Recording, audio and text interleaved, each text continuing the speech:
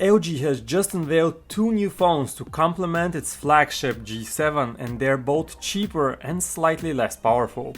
The LG G7 One is based on Android One, Google's program to fast-track Android updates and ensure you get a clean, stock Android experience, and the LG G7 Fit is even more affordable and runs the much older Snapdragon 821 chip.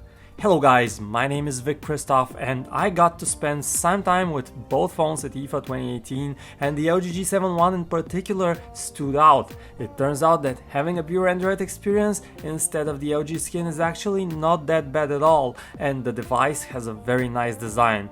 So here's the quick specs breakdown.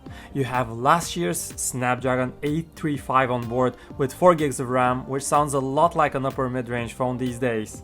The bigger compromise is that the G7 One only comes with 32GB of onboard storage, a number that will likely start bothering you after a couple of months when you fill up the phone with music, photos and videos. Thankfully, there is a microSD card support. But here's what's great about the G7 One. It's software.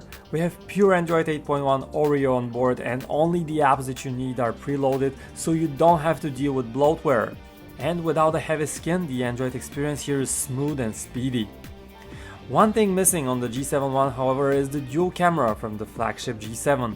You only have a single rear camera on this phone, so no super wide angle shots are possible. The camera is a 16 megapixel one, and the app comes with the built-in Google Lens support. What this G7 One shares with the original G7 is the audio experience, and that's great. The large all-screen sound chamber on the G7 is here on the G7 One as well. Place the phone on a flat surface and you get a very powerful sound output. Okay, that was the G7 One. Now let's take a look at the other phone, the LG G7 Fit. It actually looks a lot like the G7 One, with a similarly sized 6.1-inch display with a notch, and it has the same 3000 mAh battery. What's different here is that you have LG's custom software and that the phone runs on the quite old Snapdragon 821 system chip.